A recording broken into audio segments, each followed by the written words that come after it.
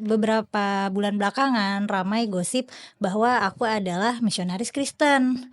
Nah, tapi aku nggak ngerti nih misionaris itu apa dan kerjanya apa, dan segala macam lainnya lah. Oke. Katanya Kumaila ini adalah agen yang di pokoknya dibesarkan oleh gereja, digaji Digaji gereja gereja, dibiayain untuk untuk menghancurkan Islam dari dalam. Soalnya katanya, aku tuh nemu sumbernya, ada yang ngasih tahu nih misionaris C5, C6 gitu, pernah ya dengar nggak? tahu tahu tahu. Nah, Tahu. katanya mereka dapat ceritanya tuh dari situ, tapi itu tuh terlalu konspiratif bahkan untukku gitu ya. Hmm.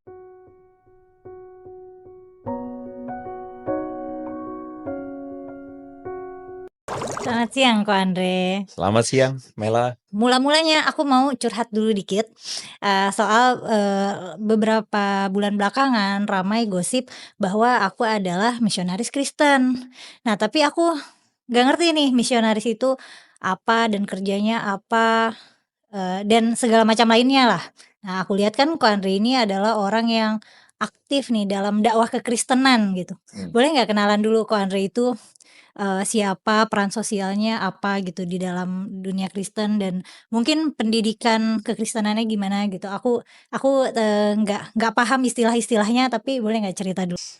Oke, nama gue Andre, lengkapnya Andre Tunggal, dan mungkin sebagian dari teman-teman mungkin belum tahu. Jadi gue dikenal lebih banyak sebagai salah satu tokoh Mhm. Kristen begitu, karena memang background pendidikan adalah pendidikan teologi. Oke, Ya, teologi. jadi benar-benar belajarin Alkitab, belajar Mhm. teologi, dan memang karena itu bidang yang gue kuasai dan itu jadi salah satu hal yang gue passion-kan. Jadi memang gue banyak bikin konten juga tentang kekristenan. Mmm. Tapi mungkin buat teman-teman Forbidden Question supaya jangan salah tangkap dulu, jangan salah ngerti dulu bahwa jadi gini, untuk membicarakan tentang sebuah keagamaan itu kan niche banget Mhm. di negeri ini, apalagi kalau ngomong Kristen. Mmm. Niche banget, artinya adalah sulit untuk kemudian as it is membicarakan kekristenan. Dan kita menghadapi satu realita bahwa di Indonesia ini ada sebagian orang-orang yang kemudian mendiskreditkan kekristenan. Oke. Ada kelompok tertentu lah gitu ya, yang kemudian menjelek-jelekan Kristen dan sebagainya. Jadi gue punya keunikan muncul di sosial media itu karena narasi-narasi ketika orang menghina atau merendahkan ajaran Kristen, nah gue kasih penjelasan gitu, Mel. Mmm. Jadi gue adalah kebetulan orang yang suka dengan belajar, suka untuk mempertanyakan agama, suka mempertanyakan iman sendiri, mempertanyakan kekristenan juga. Anyway, gue dulu waktu gue pernah ateis 1 kali. Oke. Begitu ceritanya. Forbidden nggak ngomong ini? Enggak dong, tidak ada yang forbidden di sini. Gue pernah ateis 1 kali dan sempat ada masa-masa agnostik, Mhm. meskipun gue adalah seorang yang melayani di gereja. Mmm. Nah, Kak, kalau yang melayani di gereja itu namanya pendeta atau apa? tidak selalu, tapi bagi khalayak umum disebutnya pendeta, Oke. gitu. Tapi bagi sebagian kultur kekristenan itu disebut juga sebagai penginjil. Oh, jadi itu bukan jabatan formal di gereja ya? Itu jabatan formal yang sifatnya diatur oleh gereja masing-masing. Dan, itu digaji nggak? Karena soalnya, tuduhan ke aku tuh ini Kumaila nih misionaris gereja yang digaji gereja gitu. Gereja itu sebagai, rumah ibadah dan organisasi apakah mengatur juga gitu menjamin juga untuk, hidupnya para pendakwah? Pada umumnya iya. Sebutannya apa sih kalau bukan kan pendakwah nih kalau orang Hmm. Islam. Kalau di Kristen biasanya Sebutannya sebutannya banyak. Hari ini kalau secara umum sebutannya pastor. oke. Pada zaman ini atau Ah. pada waktu di taping sekarang-sekarang ini, Oke. pastor namanya. Jadi kan itu sebutan kekinian lah, Mmm. pastor. Tetapi dalam Pastor kultur itu pastur ya? pastor, Itu sama? Oh. itu sebenarnya sebutan dari serapan bahasa dari barat. Nah, sebenarnya kata pastor itu sendiri sebenarnya lebih lekat dengan mereka yang jadi kelompok atau pemimpin agama Katolik Oh, oke oke. gitu. Tapi sebenarnya di Kristen beda ya, ada pembedanya. Tapi anyway itu soal masalah cuman istilah. Mhm. Namanya pastor. Sekarang orang rame sebutnya pastor, makanya ada PS, nah itu pastor. Oke oke. Kalau misalnya pendeta, itu biasanya dalam gereja tertentu, itu harus lewat satu jenjang tertentu baru jadi pendeta. Jenjangnya itu adalah pendidikan? Harus Pendidikan tertentu? pendidikan itu harus, terus kemudian kultur gereja tertentu harus ada masa pengabdiannya sekian lama, Mhm. berkualifikasi terhadap misalnya berapa lama, kualifikasinya apa, dan sebagainya, baru jadi pendeta. Oke oke. Gue berasal dari kultur kayak gitu. Kalau kultur yang lain itu, ada yang langsung otomatis pendeta ketika lulus sekolah teologi. Kalau Mmm. gue bukan dari kultur yang pasti jadi pendeta. Gue berasal dari kultur yang memang harus melalui jenjang yang cukup lumayan sulit ya untuk kemudian jadi pendeta. Jadi kalau misalnya dalam kultur kekristenan boleh nggak sih kita ceramah tanpa punya, kualifikasi pendidikan teologi? Bisa nggak? Pada kultur kekristenan tertentu bisa. Oke. Karena gini, Kristen itu mesti dianggap sebagai oke, agama. Hari ini mungkin orang ngertinya gitu. Tetapi, mungkin sama seperti agama lainnya kayak ada kelompok-kelompok tertentu yang punya preferensi tertentu ya. Nah, pada pada budaya populer Kristen, hari ini agak longgar. Oh, oke oke. Jadi ada sebagian orang yang tanpa pendidikan formal atau pendidikan yang cukup baik, itu udah bisa dianggap pastor, padahal Mmm. belum tentu juga. Sedangkan kalau Ko Andre berarti yang mengikuti pendidikan teologi secara formal gitu. Kurang lebih kurang lebih. Terus, punya peran nggak di gereja? Maksudnya punya peran formal nggak di gereja? Dulu, Dulu ya? sekarang gue udah tidak terafiliasi dengan satu gereja tertentu. Karena panggilan pribadi merasa bahwa, mampu untuk melihat bahwa gereja itu bukan soal label institusi, tapi gereja itu adalah soal umat ya, soal, umat Kristen, dan gereja itu dalam kekristenan kita percaya gereja itu adalah individunya, bukan institusinya. Oke. Jadi gereja itu bukan cuman tempat ibadah, Mel. Kalau dalam agama lain kan tempat ibadah, Mhm masjid misalnya atau pura misalnya. mhm. Tapi kalau gereja itu kita punya arti bukan cuma tempat ibadah, tapi juga individunya. Kita ini gereja, aku gereja. Oh, oke oke. Maksudnya aku tuh tempat di mana roh Tuhan itu berdiam di dalam aku. Oke. Jadi aku nih punya bait suci gitu. Itu Mmm. teologis ya, Iya makna iya. teologis bukan literal. Dan Berat aku sudah tidak lagi terikat pada satu gereja karena aku percaya bahwa kita sekarang ada dalam, aku percaya melihat bahwa, gereja itu tidak pada institusi lagi, tidak lagi terikat pada dinding-dinding institusi, gitu kira-kira. Berarti, Ko Andre ini kurang lebih adalah pastor independen, gitu nggak? Bisa bisa Bisa dibilang gitu, oke oke oke. karena memang kan yang gue kerjain selama ini sosial media juga salah Mhm. satunya. Dan memang gue, kalau mau melanjutkan narasi tadi, jadi banyak orang yang mengerti kekristenan secara keliru. Mmm. Nah, gue memberikan pengertian itu. Karena Mmm. gue bertanya selalu dari kecil, dari SMP, suka bertanya berulang-ulang tentang kenapa sih percaya, Tuhan Yesus, kenapa Mhm. sih percaya bahwa dosa bisa ditebus, kenapa sih begini dan begitu, kenapa sih Tuhan udah tahu manusia bakal berdosa, kenapa diciptain? Mmm. Misal Iya contoh-contoh iya, gitu. pertanyaan-pertanyaan begitu. Ya Heeh. udah kalau gitu kan, berarti Ko Andre adalah orang yang tepat untuk aku bertanya, tutorial menjadi misionaris itu gimana? Anyway, kita sempat ngobrol dulu teman-teman sebelum Mmm. ini taping, dan kemudian, gue juga termasuk yang mengamati, karena ikutin juga konten Forbidden Question juga. Terus Mela ini dibilang bahwa dia agen misionaris. Mhm. Iya. Nah, terus aku nggak ngerti, banyak sekali yang tidak aku mengerti. Pertama, kenapa sampai pada kesimpulan itu, dan misionaris itu apa? Maksudnya ya mungkin artian umumnya itu orang yang menyebarkan ajaran Kristen kali Kristen, ya. ya. Tapi maksudnya itu apa dan bagaimana mekanisme kerjanya, bagaimana pendidikannya, itu aku nggak ngerti. Oke. Katanya Kumaila ini adalah agen yang di pokoknya dibesarkan oleh gereja, digaji Digaji gereja gereja, dibiayain untuk untuk menghancurkan Islam dari dalam gitu. Itu kan, misi yang sangat ini ya, misi yang sangat besar gitu. mhm, Berarti kan kelihatan kayak lagi ada apa, war gitu ya kayaknya ya. mhm, Kayak kalau kalau itu bener ya, berarti kan mereka harus, nego sama orang tuaku dulu nih. Orang tuaku tuh kan, agamis banget. Heeh. orang tuaku sangat agamis dan religius, itu gimana mereka hire aku waktu kecil, suruh Mela hafal Quran gitu. Aku nggak ngerti makanya sampai pada kesimpulan itu. Terus aku juga sepanjang pendidikan aku tuh ya aku di pesantren dan Mhm, kuliah aku tuh, ya, studi ilmu tafsir. Quran gitu, ilmu tafsir.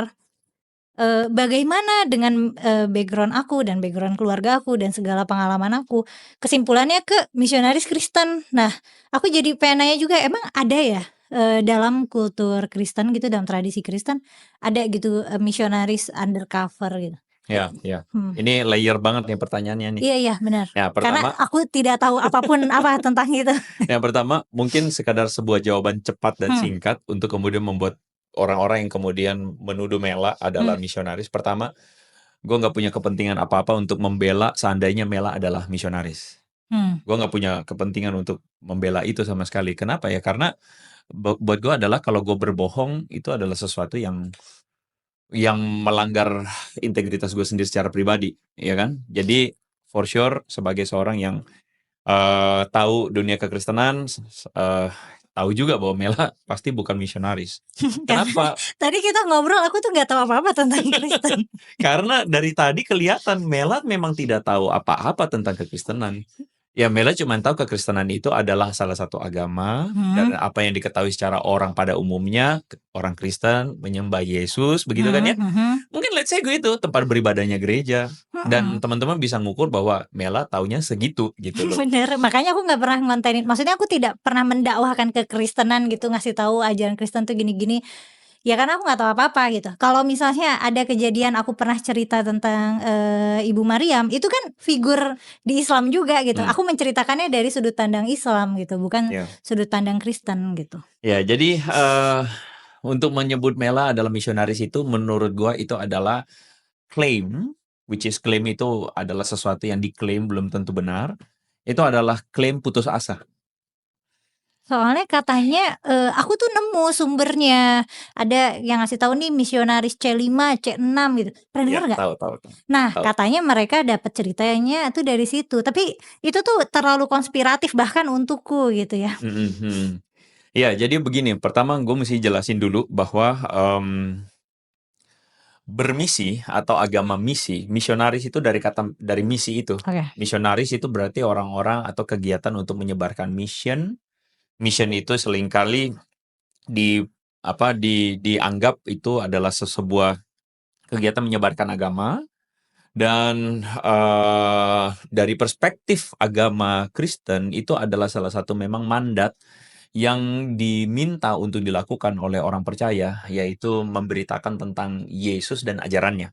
Oke. Hmm. Jadi misionaris itu jabatan formal bukan? Kayak jabatan Sebenarnya resmi? itu tidak pernah jadi jabatan formal. Oh, oke. Sebenarnya bermisi itu adalah tugas semua orang Kristen. Mmm, Tetapi kemudian melembaga dan jadi formal ketika ada orang-orang yang memang mengkhususkan dirinya menjadi orang yang mengabarkan Yesus, misionaris, dan dalam kultur budayanya adalah kita mesti mengerti ini dari perspektif dulu ya, kekristenan itu kan barat. mhm. Sebenarnya kalau kita tarik lebih jauh, kekristenan bukan barat. Iya benar. Tapi kemudian kan kekristenan bertumbuh subur di barat Iya. ya, dalam kultur Eropa. Dan dalam kultur Eropa itu anyway, sorry, gue mesti disclaimer lagi. Tidak semua kekristenan kultur Eropa ada yang namanya ortodoks, Iya. timur ya. Tapi yang kita kenal hari ini lebih banyak barat. Ya. Dari Katolik maupun Protestan itu kultur barat. Nah, yang kultur barat ini ada satu ininya atau ada sebuah upaya mereka untuk menyebarkan misi memberitakan tentang Yesus dan itu perlu kita mengerti ada unsur kolonialismenya Mmm. hari itu di mana orang barat berpikir bahwa ke daerah baru itu orang-orang terbelakang. Paham ya Oh, oke maksudnya? oke oke. Jadi, misinya itu sepaket dengan kolonialisme pada saat itu? Mengikuti cara pikir orang barat. Oke oke. Bukan bukan sepaket dengan Oh, kolonialisme, maksudnya adalah mengikuti cara pikir orang barat waktu itu. mmm, Cara pikir orang barat waktu itu adalah, "Oh, gua mau men-civilize." Jadi mmm, karena kan dulu kan ada isu-isu iya perbudakan iya, yang dianggap bahwa, oh kalau misalnya orang bukan kulit putih terbelakang mmm, dan sebagainya. Jadi ada unsur itu. Sehingga misi itu adalah kayak kegiatan seperti mulia untuk kemudian membuat orang-orang yang di daerah-daerah terpencil ini diselamatkan. Paham ya maksudnya? Iya. Karena ada pandangan sekali lagi ini bukan produk Kristen ya, Mmm, tetapi ini produk budaya. Produk budaya menganggap bahwa orang barat itu lebih lebih lebih superior. terpelajar, lebih berpendidikan, lebih civilized daripada orang-orang timur atau Mmm. orang-orang di daerah Afrika dan sebagainya. Jadi misi itu didasari atas semangat sebenarnya ada baiknya. Mau menyelamatkan orang yang Eee, mau menyelamatkan orang-orang di pelosok di terpencil itu, gitu. Jadi itu misi dan cara menyelamatkannya adalah, pada waktu itu cara memahami orang Kristen adalah dengan menjadikannya percaya Yesus. Oh, aku pernah baca cerita berdasarkan kisah nyata. Jadi dia itu mungkin kayaknya misionaris ya tugasnya, dia dikirim ke Korea Utara, Mmm, tapi dia kerjanya itu guru bahasa Inggris. mhm. Tapi sebenarnya dia punya misi aku lupa apakah itu misi pribadi atau tugas dari gereja, tapi dia punya misi untuk mengenalkan warga Korea Utara terhadap kekristenan gitu. Berarti semangatnya gitu ya, mau Iya, menyelamatkan karena melihat mungkin warga Korea Utara nih teropres gitu iya, dengan kondisi. iya. China, Korea Utara, bahkan Papua misalnya, itu Mhm, kan banyak pelayanan misi masuk. Jadi mmm, kita tidak boleh memandang misi itu hanya sekadar mengubah orang jadi beragama, tapi lebih daripada itu, membuat orang itu ada harapan untuk membuat orang itu ter-civilized. mmm. Jadi yang tadinya merasa budayanya terbelakang jadi lebih baik. Nah, jadi misi itu seringkali berbarengan dengan upaya-upaya charity, Oke, upaya-upaya oke. untuk, kesehatan, pendidikan, dan sebagainya. Kok Jadi itu perspektif misinya tuh begitu. tapi itu yang suka dibilang ini bukan sih, kayak misi kristenisasi? Nah, itu lain lagi. Oke. Jadi misi kristenisasi itu adalah orang kan bilang kristenisasi. Mhm, Itu kan 2 kata, kristenisasi. mmm, Jadi upaya terstruktur, upaya untuk kemudian membuat orang beragama Kristen. Kata kristenisasi sendiri menurut gue itu sangat, multifaset ya. Multifaset itu dalam arti bisa dipandang sebagai positif, tapi bisa dipandang sebagai negatif bagi mereka yang merasa bahwa, gue udah punya agama kok, mmm, jangan lu paksa gue ganti agama dong, mmm, jangan lu paksa gue untuk berubah agama dong." Nah itu. Jadi pandangannya tuh jadi negatif dan memang akhir-akhir ini pengertiannya jadi peyoratif ya, iya, jadi buruk sekali. Padahal sebenarnya kalau mau kita bilang pada semua agama yang lain juga bisa dikenakan.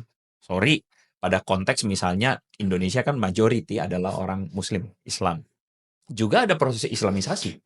iya aku bisa mengkonfirmasi itu, aku tahu kok yayasan yang misalnya membantu, bencana atau di daerah konflik atau di Mhm, daerah timur, mhm, lalu mereka menyelamatkan misalnya anak-anak yang orang tuanya jadi korban, mhm, kemudian ya anak-anaknya diasuh gitu di panti asuhan, tapi kan karena panti asuhannya berasaskan Islam, ya anak-anaknya jadi, diajarin agama Islam gitu. mhm, Maksudnya kan in a way itu kan Islamisasi gitu, tapi mhm, kan itu charity. mhm, mhm. Makanya tergantung mau melihatnya bagaimana. Kalau melihatnya dengan semangat permusuhan, jadilah itu adalah Islamisasi dalam konotasi yang sangat buruk. Mmm, Tetapi kalau melihatnya dalam perspektif, ya wajar dong, mhm. karena ini adalah charity dan kemudian anak-anak tersebut dibesarkan dalam nilai-nilai Islam.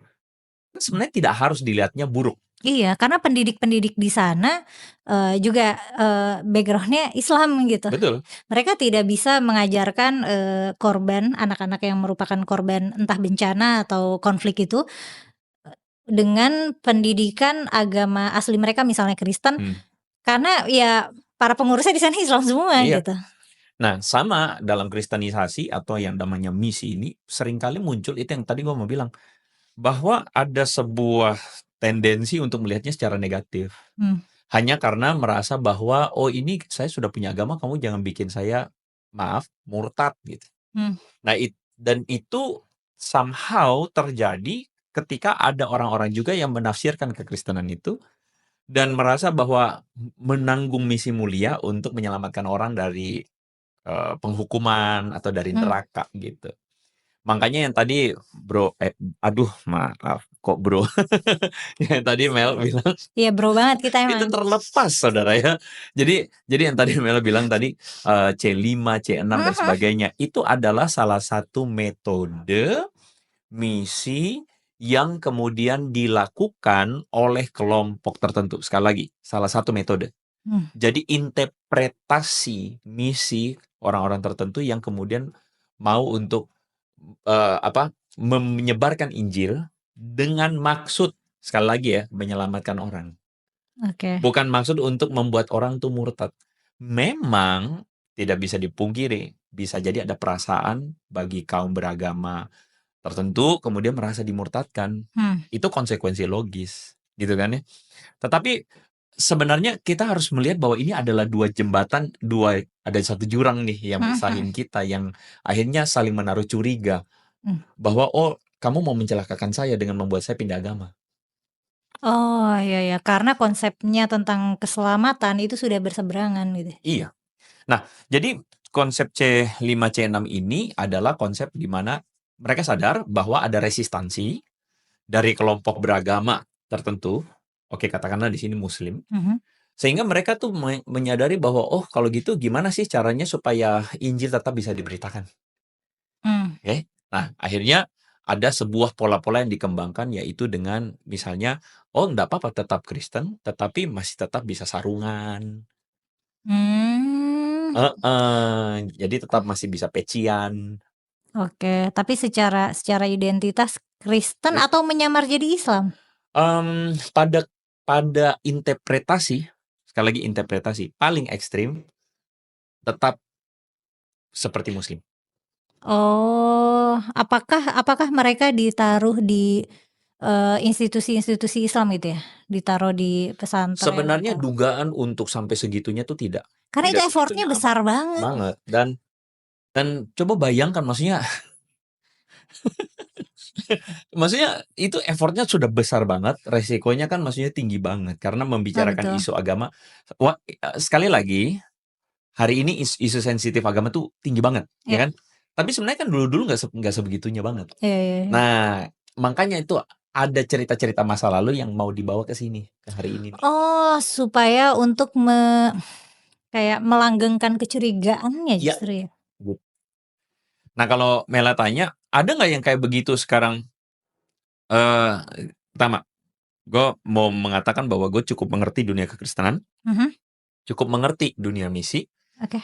Apakah yang kayak begitu ada? Menurut gue itu ada perorangan. Oke Kalaupun oke. masih ada. Jadi kayak misi personal? Misi personal. Tapi sebenarnya kalau mau bilang sampai bagaimana banget, gue merasa bahwa itu sudah cerita 2 dekade lalu. Oke oke. Itu sudah cerita dekade lalu, 2 dekade lalu, yang hari ini sebenarnya menurut perspektif gue secara pribadi, orang pandangannya sudah mulai mulai lebih baik kok tentang misi itu sendiri. Mmm. Dan sebenarnya tidak harus kan kemudian kita itu memaksa orang atau istilahnya membuat seakan-akan orang itu pindah agama ke Kristen gitu. Mmm. Karena tidak selalu misi itu begitu juga. Ada juga misalnya di dalam kekristenan misi itu tidak selalu ujung-ujungnya harus kemudian membuat orang percaya Yesus. Tidak Tapi harus. apa ujungnya? Cuman charity aja. Oh, oke. Jadi Mhm. kayak menyebarkan kebaikan aja? Iya, iya. Karena di dalam kekristenan itu kan Tuhan Yesus tuh bilang bahwa kamu tuh telah mengasihi aku, kamu memberi aku makan. Terus kemudian orang-orang tanya, "Kapan kami memberi engkau makan?" "Waktu kamu memberi makan pada orang-orang yang lapar ini." "Kamu Mmm. telah memberi aku pakaian." "Kapan kami kasih pakaian?" "Waktu kamu memberi pakaian kepada aku ketika aku tidak punya pakaian." "Kamu mengunjungi aku dalam penjara." "Loh, kapan engkau masuk penjara?" "Ya waktu orang-orang dalam penjara ini kamu kunjungi." Oh, ya itu indah sekali sebenarnya. Iya, Hmm. jadi sebenarnya sebenarnya gini, sekali lagi, di dalam tiap agama pasti akan ada interpretasi radikal. Ya. Interpretasi yang orang bilang mentok kanan, Mhm. ya kan? Nah, interpretasi mentok kanan itu yang sebenarnya kita lihat. Misalnya yang mungkin dalam kasus orang yang menuduh Mela adalah misionaris, ya itu, interpretasi mentok kanan itu, yang menganggap bahwa, oh ada orang-orang tertentu yang mau memurtadkan kami begitu ya, sebagai sebagai muslim. Mhm. Makanya tadi gue bilang itu interpretasi putus asa. Interpretasi putus asa maksudnya apa? Sorry, maafkan ya, tapi maksud maksud gue adalah maksa maksa banget gitu. Kemudian seakan-akan membuat Mela ini didasarkan pada sebuah kecurigaan masa lalu yang begitu parah, lalu tetap dipelihara seperti api dalam sekam, lalu kemudian seakan-akan disematkan, "Nih Mela begini." Mmm. Untuk mempelajari Islam secara formal, itu menghabiskan seluruh masa muda aku. Aku nggak kebayang untuk, belajar 2 agama terus membawa misi. Dan ada juga di suatu thumbnail gitu, aku lagi buka YouTube terus homepage-nya di awal, Ternyata selain hafal Al-Qur'an, Kumaila juga hafal Alkitab. Wah wah wah, apalagi ini?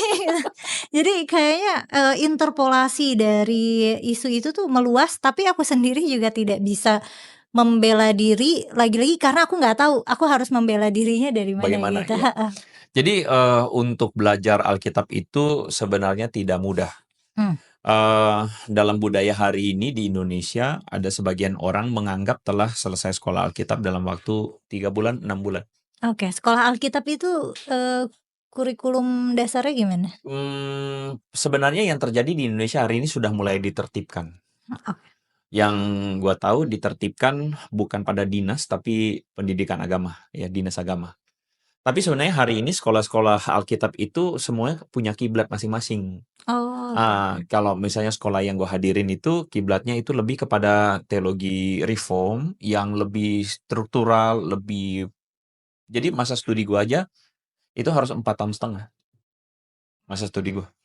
Nah, jadi itu lama sekali karena kita mesti belajar bahasa Ibrani, belajar bahasa Yunani, belajarnya banyak, nggak semudah itu, Iya, gitu. repot repot dan lama. Aku juga kan belajar Islam, Arab, aku harus belajar bahasa Arab orang zaman dulu, betul. bukan bahasa Arab modern. Betul. Jadi Arab sekarang kan belum tentu bahkan gua dengar ini Mhm, tolong koreksi, orang Arab sekarang kalau baca Quran belum tentu belum ngerti. tentu paham, Karena memang kan ada bahasanya berkembang. mhm. Sama kayak kita pun belajar bahasa Yunani, Yunani Koine. Yunani Yunani pada teks aslinya Alkitab gitu yang kita pelajari. Itu baru dari segi bahasa, belum pada segi historikanya, belum pada segi biblikanya, eksegesisnya. Eksegesis itu kita mengerti makna teksnya. Mhm. Itu eksegesis. Jadi kita mengeluarkan isi makna teks dari apa yang kita baca di teks. Jadi Alkitab itu pada bagian tertentu tidak bisa kita baca as it is secara literal. Ya. Tetapi harus kita baca, mengerti konteksnya, mengerti makna kata, gramatikanya dan sebagainya. Makanya adalah sulit ya kalau kemudian mengatakan seakan-akan Mela ini Iya, aku misionaris. nggak sepinter itu. Dan aku tidak, maksudnya itu kan, lagi-lagi selain, butuh cognitive load yang tinggi dan juga lebar gitu, maksudnya butuh pinter banget dan banyak yang harus dipelajari jadinya lama gitu. Nah, Iya, dari segi waktu iya lama dan mungkin kan teman-teman bisa lihat track ini kayaknya dengar-dengar kan Mela sendiri ngaku nih. Lu sendiri ngaku bahwa lu bisa dicek Humaila Hakimah itu betul, aku bukan tuh nama samaran. iya, ini bukan nama samaran. Kumail Hakimah itu nama lahir aku beneran. Jadi, sangat mudah untuk dicek gitu. Iya. Dan memang Mela tidak pernah maksudnya studi lembaga kekristenan dan sebagainya kan. Mhm, So, orang pertama yang, orang orang Kristen serius, ini apa sih aku sebutannya, orang Kristen serius yang pernah aku temui pertama itu Ko Andre.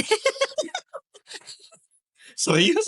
Maksudnya tuh, orang yang, yang pastor, Oke. heeh, sebelum-sebelumnya paling kayak di tongkrongan-tongkrongan komunitas hobi dan kita nggak pernah ngomongin agama Ya, gitu. ya, ya, ya. Ya, jadi dan juga teman-teman juga mesti melihat bahwa apa yang Mela lakukan, yang ini menurut pandangan gue sebagai orang Kristen ya, sama sekali tidak ada unsur Kristen-Kristennya kok. Iya bener, Maksudnya tidak ada unsur untuk kemudian memberitakan tentang Yesus atau let's say Isa begitu ya. mhm, Bukan juga. Jadi memang kan kita gua cukup percaya bahwa Mela paham cukup hatam ya soal apa Quran dan ilmu tafsir. Kelihatan ada bukan cuman tahu hafal doang tapi lebih daripada itu Mela cukup ngerti banyak hal. Jadi kredibilitasnya tidak pada orang Kristen, agen Kristen yang mau mengobok-obok ajaran orang sih, iya nggak iya, gitu, bener gitu. bener. Tapi oh iya, tadi berarti nah kayaknya orang yang menuduh aku misionaris, ini juga kayaknya mereka tidak mengerti misionaris itu Misionaris itu. apa gitu kayaknya ya? Ya mereka paling kebanyakan akan dengar dari cerita orang. Oh Dengar gitu. dari cerita bahwa ada gini gini, sekali lagi ya, ada satu hal yang mungkin gue perlu tambahkan, bahwa dalam kekristenan itu sendiri kan ada berbagai kultur ya, seperti Mhm, misalnya kalau koreksi kalau salah lagi, misalnya Islam itu ada Wahabi, iya ada iya, Salafi, ada apa, itu kan pendekatan interpretasi. mmm, Kalau bahkan dalam Islam ada, sorry kalau misalnya salah melabelkannya Islam, Ahmadiyah, oke, ya, lalu kemudian dari antara ini pun ada Sunni, ada Syiah iya, gitu kan. Nah, kekristenan pun itu punya warna-warna yang berbeda. Hmm. Termasuk salah satunya ajaran-ajaran tertentu, misalnya saksi Yehova. Iya. Gua sendiri berpendapat bahwa saksi Yehova itu bukan Kristen. Hmm. Karena dia tidak percaya kepada Yesus Kristus, karena arti Kristen itu kan pengikut Hmm. Kristus. Tetapi dia tidak percaya Yesus Kristus sebagai Tuhan, dan dia melihat Yesus Kristus itu sebagai ciptaan dan sebagainya. Nah, ada kelompok-kelompok tertentu ini yang sangat radikal. Jadi mereka itu menyebarkan agama dengan turun ke daerah-daerah. Hmm. Bahkan mereka didoktrinasi bahwa mereka berhutang kepada Tuhan, hutang keselamatan, dan cara cara menebus hutangnya itu adalah dengan cari member baru. Oh, oke Gitu, oke. gitu. Jadi militan gayanya. Gayanya itu turun ke lapangan, ketok pintu orang, dan kemudian menawarkan untuk kemudian, ya itulah, dan itu dipahami. Jadi gue bisa ngerti juga ada satu perasaan tidak senang ya Hmm. dari kaum muslim untuk kok gini banget gitu ya, gitu. Nah, jadi mereka-mereka ini militan menawarkan ke orang-orang, bahkan mereka bukan cuma target muslim, Kristen juga dibegitukan sama mereka. Oh, karena Kristen itu beda sama mereka gitu. Mereka menganggap Kristen itu sesat. Iya iya iya. Dan saksi Yehova ini ya masing-masing berhak mengklaim lah mereka paling benar kan. Tetapi yang gua kritisi bukan, karena gua rasa bukan pada forumnya kita membuktikan mana benar mana salah di forum ini, tapi yang gua kritisi adalah gayanya yang kemudian membuat orang tidak suka. Hmm. Nah, kadang-kadang ada dari mereka itu yang kemudian di terminal, di tempat umum mereka pasang apa, spanduk, lalu kemudian mereka bagi-bagi brosur gitu. Brosurnya isinya apa? Pajakan untuk masuk saksi Yehova. Oh, oke Dan oke. dan dan kalau menurut gua, saksi Yehova ini, gua sayangnya saksi Yehova ini masuk dalam apa, payung Kristen di Hmm. Indonesia. Padahal Kristen sendiri kan tidak menerima itu, Hmm. gitu. Berarti tadi ketika aku bertanya, minta tutorial jadi misionaris dong gitu, sebenarnya tidak ada tutorial terstruktur ya, bisa aja itu misi pribadi dan, caranya Ada, nah kayak misalnya contoh saksi Yehova ini, mereka mhm. memang mengajarkan orang untuk misi. Dilatih Oh, benar-benar, oke oke. bahkan ada buku pertanyaannya. Jadi kalau misalnya tanya apa, gimana cara jawabnya, lewatin gimana, cara masuknya gimana gitu. Oh, jadi bermisi itu sudah inheren di dalam, doktrin agamanya gitu ya? Dia dalam praksis agamanya. Mmm. Kalau hari ini secara umum kekristenan yang kita lihat pada dasarnya, gue berani bilang bahwa kekristenan tidak lagi melihat misi sedangkal itu. Oke. Yang tadi, misi itu kita lihat secara luas. Mmm. Kita melihat bahwa kekristenan itu dipanggil untuk kemudian mewartakan tentang kebaikan Tuhan, ya, Mhm. tentang Kristus dalam bentuk menjawab kebutuhan orang hari ini. Kebutuhan orang yang ada dalam penderitaan karena bencana dan sebagainya, itu kan misi-misi Kristen yang masuk. Kalau kita mau bilang bahwa nggak boleh karena kamu Kristen, wah repot itu. Misalnya waktu tsunami Aceh, itu misi Kristen masuk luar biasa banyak. Dan kita nggak bisa bilang misi Kristen masuk untuk mengkristenkan orang Aceh, tidak. Cuman bantu kok, cuman ngebantu. Dan gue kenal baik sama orang yang jadi koordinator lapangannya. Kenal baik. Dan dia bilang itu masuk luar biasa. Kenapa? Karena dasar humanitas. Misi Kristen pun kalau kita lihat misalnya ya dari universitas, layanan rumah sakit, itu kan semua didasarkan atas semangat seperti Yesus.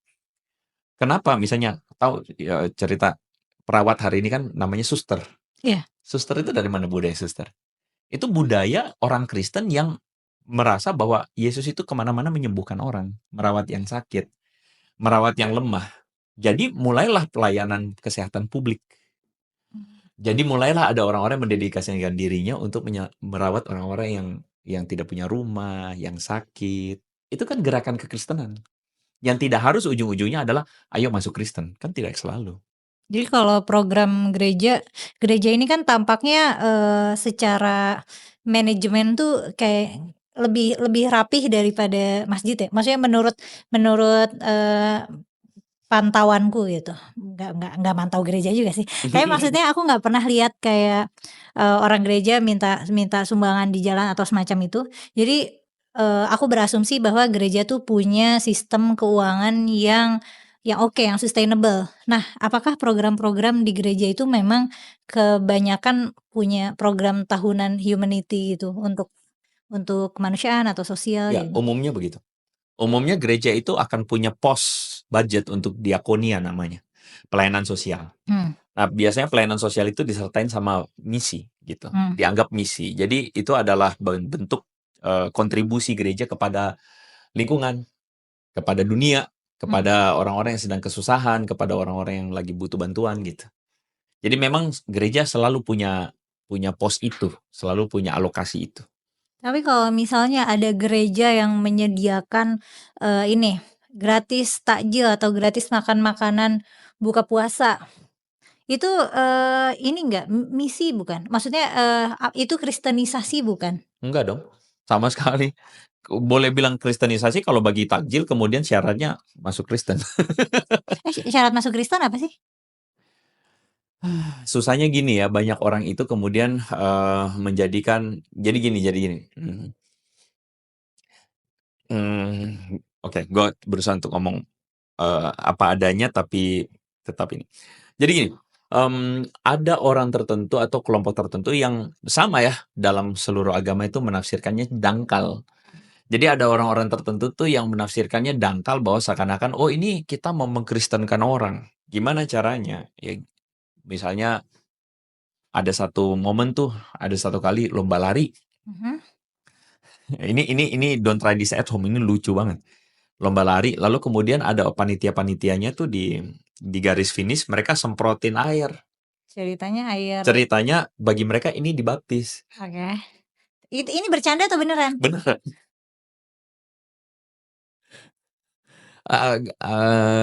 Mohon maaf kalau misalnya ada yang merasa bagian dari kelompok tersebut, ya mohon maaf. Tapi kan Gimana itu event event lari lomba lari, gitu. kalau kalah disemprot? Apa Bukan, jadi yang lewat garis finish disemprotin, oh, jadi kayaknya kalau kena air itu jadi orang dibaptis. Kristen. Iya. Maksudnya nggak perlu jadi orang Kristen untuk kemudian, kita melihat ini aneh. Iya, iya. Bahkan non-Kristen pun lihat, "Kok gitu sih? Masa cuma karena disemprot air jadi Kristen?" Kan enggak. Nah, jadi ada sebagian orang tertentu memang tuh pengajarannya nyeleneh, Mmm, dan bagi mereka itu sayangnya yang kayak begini-begini dianggap sebagai proof atau bukti bahwa, "Tuh kan, orang Kristen penginjilan aneh. kristenisasi kan," gitu kan. Ya gimana kok Andre, ada orang Kristen yang aneh nih?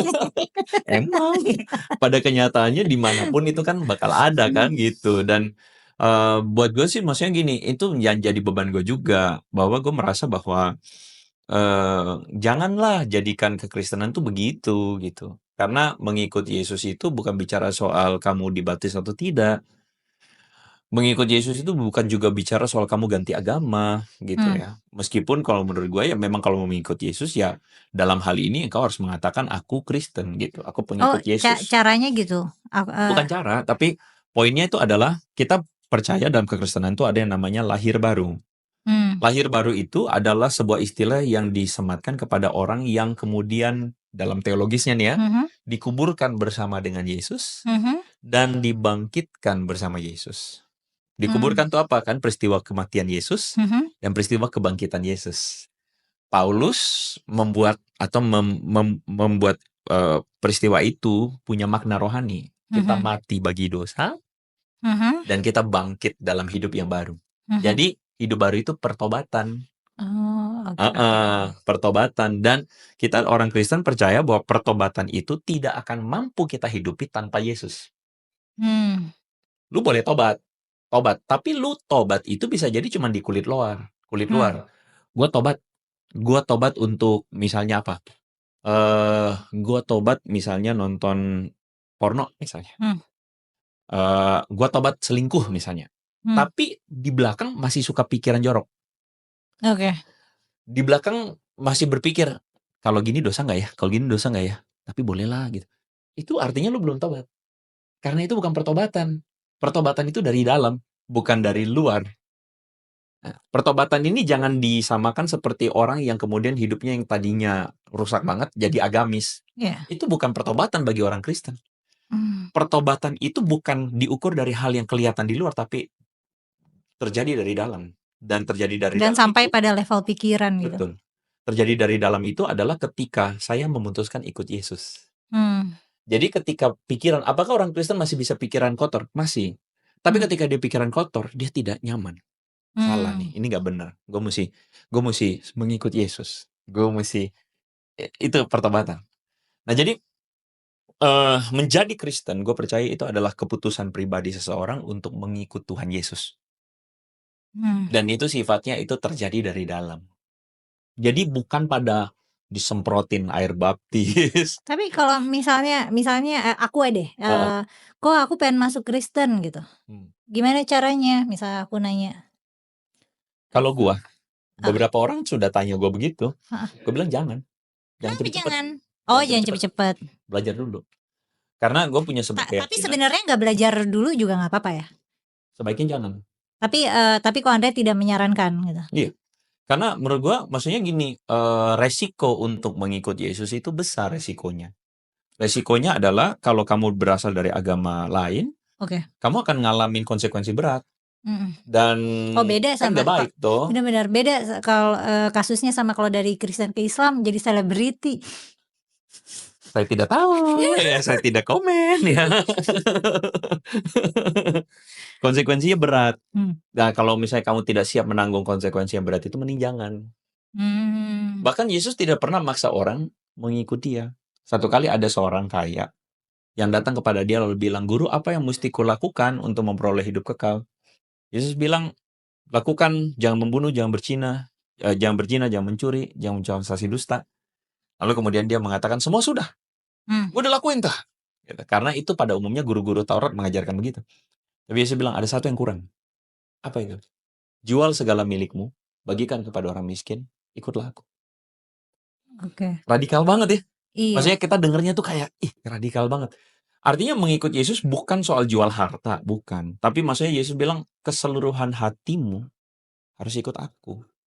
Nah, lalu kemudian firman Tuhan mengatakan, orang ini pergi meninggalkan Yesus karena banyak hartanya. Atau dengan kata lain, karena dia masih suka cinta.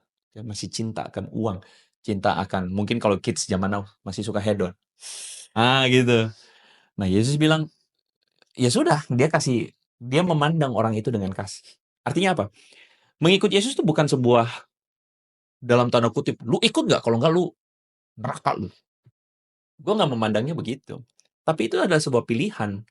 Kamu mau ikut jalan yang benar dengan menyangkal diri, menyangkal dosa, atau kamu mau mengikuti apa yang jadi suka-suka kamu gitu. Gitu ya. Jadi itu butuh sebuah komitmen kuat banget tuh, Mel. Mhm. Kalau komitmennya nggak siap kuat, nggak apa-apa, nggak usah. Oh. Sama ini kok, suka ada komentar yang aku nggak terlalu ngerti ketika ada komentar yang bilang gini, "Kumaila kamu salah, Kristen itu agama, Kristen itu bukan agama, Kristen itu pengikut Kristus," gitu. Ya itu. Jadi gini, gue percaya bahwa istilah agama mungkin harus perlu diakui meskipun kata agama itu dari Sanskerta agama, tidak kacau, tapi sebenarnya muatan Islamik itu kuat sekali dalam kata agama itu. Mmm, Koreksi kalau salah. mmm, Jadi definisi tentang din, agama, din itu kan definisinya Islam. Tidak mmm. ada agama yang lain atau tidak ada din yang lain, begitu? Oke oke, Begitu ya, iya di iya. sisi Allah selain Islam. Betul begitu nggak? Iya iya Kurang lebih ya. iya. Nah, kekristenan tidak menstruktur menjadi agama dalam definisi itu. Mmm, Kekristenan yang asali itu adalah ketika orang memutuskan mengikut Tuhan Yesus. mmm. Dan kumpulan orang-orang itu yang kemudian kita kenal sebagai gereja. Oh, oke oke oke. Gereja yang melembaga, yang menginstitusi, yang punya doktrin atau pengajaran-pengajaran yang mereka jadikan sebuah penekanan. Mmm, Tapi sebenarnya yang mempersatukan semua gereja itu adalah Kristus itu sendiri. mmm, Makanya orang-orang yang kayak gue itu adalah orang-orang yang mencoba untuk kembali kepada apa yang esensi. Karena seringkali dalam gereja pun kadang-kadang ada pertentangan gitu loh, Mel. Ada yang berselisih paham gara-gara faktor kultur misalnya. Soal musik iya misalnya. iya. Pernah dengar atau enggak? Musik yang satu yang satu musiknya tenang, yang satu lebih rame. Mmm, Nah, begitu kadang-kadang bertengkar karena hal-hal yang menurut gue sih tidak esensi. Gitu. Jadi guys, Yes. yang kupelajari hari ini tutorial menjadi misionaris, teman-teman yang mau masuk Kristen, tahan dulu, belajar dulu gitu ya. Ceritanya, hasil belajar tutorial jadi misionaris. Tapi, Sorry, tapi omongan gue ini bisa jadi nanti ada orang Kristen nggak suka kan? di Karena kan gini, di mana-mana agama tuh ada orang yang nggak boleh dong, kita mesti lebih banyak dong, cepet-cepetan kumpul member lebih banyak. oh, iya Iya iya, nggak sih? kayak iya benar, Iya kayak kan kayak perekrutan kayak member. agama gue jadi benar kalau membernya jadi banyak. Padahal agama Anda benar atau tidak itu tidak tergantung pada member Anda banyak atau tidak. Bener. Jadi gimana? Ya udah aku ganti pesan, "Ayo berbondong-bondong." Enggak bercanda. Jadi maksudnya nanti ada orang pasti bilang, "Ah, kok aduh." Enggak, gue sangat yakin bahwa maksudnya bahkan even lu nggak perlu gue ada orang yang setuju bahwa di KTP nggak perlu tuh ada kolom agama-agamaan. Oh, iya, kenapa? Karena gue merasa bahwa itu adalah hal yang personal ya. Nggak perlu kemudian menjadi atau mengidentifikasi orang seakan-akan terkelompok-kelompok atas agama-agama itu sendiri gitu loh. Hmm. Gue rasa kekristenan itu punya artikulasi, menurut gue ya, artikulasi yang baik untuk kemudian tidak perlu untuk memaksakan orang untuk jadi Kristen. Karena that's not the purpose. Purpose-nya itu adalah bagaimana membuat ajaran dari Kristus Yesus itu menjadi sesuatu yang real di dunia, bermanfaat bagi orang, membuat orang kemudian yang kita percaya adalah supaya semua orang melihat perbuatanmu yang baik dan memuliakan Bapa di sorga. Jadi responnya bukan kita paksa orang memuliakan Bapa di sorga, tapi membuat orang tuh dengan kesadarannya sendiri, iya ya, ada hal yang baik, ada hal yang indah, dan mereka bisa melihat Bapa di sorga. Gitu sih. Berarti ini, oh ya kan sebelumnya aku ngasih thumbnail ini nih, Kumaila ternyata misionaris, terus di thumbnail-nya ada kayak perempuan-perempuan berkerudung putih, baris-baris kerudung putih panjang, terus ada yang dibulatin merah gitu. Itu, pendidikan misionaris tuh kayak gitu? Enggak, sama sekali enggak. Itu mah cuman crop. Kalau dugaan gue ya, gue belum lihat lebih teliti, tapi dugaan gue secara baju atau busana itu adalah suster-suster. Jadi mereka dari Katolik ya, yang kemudian mereka itu mungkin kalau tahu Mother Teresa, bajunya mirip tuh. Jadi Oh. mereka itu ada kan di dalam kultur budaya Kristen Katolik itu ada orang-orang yang mengkhususkan diri jadi biarawati. Perempuan karena biarawati perempuan yang kemudian mengkhususkan diri menyucikan diri untuk melayani Tuhan dan mereka menjadi suster biarawati ya bajunya kayak gitu. Gitu. Kalau mau ngomong mereka misionaris, nah sekarang pertanyaan kita gini lagi, Mother Teresa nih di India, dia mengkristenkan orang-orang yang sakit itu nggak? Anak-anak kecil itu dikristenkan nggak? Enggak kan? Enggak. Tapi kalau di kultur Katolik juga ada, misi? Ada. Oh. Tapi gereja makin ke belakang, menurut gue makin dewasa. Oke. Makin dewasa untuk melihat bahwa ini bukan soal banyak-banyakan cari pendukung. Nah, kalau menurut gue sih itu mentalitas inferior ya. Maaf kan kalau nggak enak didengarnya, tapi mentalitas inferior Mentalitas, preman juga teropresi. bisa jadi. Preman ya. Harus banyak pengikutnya. Jadi mentalitas teropresi itu adalah kayak seakan-akan butuh banget untuk kemudian diakui dengan banyak-banyakan member gitu. Dan iya sayang aja sih, maksudnya kalau orang hari ini beragama masih kayak gitu. Menurut gue itu tidak elok. Mental pelajar tawuran. Dan sayangnya sekarang itu orang sekarang begini nih Mel. Jadi kalau lu kasih gue masukan, lu nggak sepakat sama gue berarti lu musuh gue nih gitu. Iya, padahal kan nggak harus gitu ya. Iya, kan berteman misalnya kalau teman kita misalnya punya pacarnya misalnya berandalan, kita bilang, lu bener lu mau sama, kan bukan berarti kita benci teman kita, tapi kita justru mau yang baik. Kita misalnya ingetin, lu bisa lihat gak sih yang kayak gini? Iya, betul. Terima kasih Ko Andre sudah Terima kasih. menjelaskan banyak hal untukku yang tidak punya khazanah, tidak punya wawasan kekristenan hampir sama sekali ini. Justru ini baik karena kita bisa saling belajar gitu. Jadi kita bisa saling tukar info, ada hal-hal yang sebenarnya gue juga belajar dari Forbidden Question. Terima kasih To be banyak honest. Ko Andre. Dan thank you Mela udah berani come out dengan berbagai macam kekritisanmu?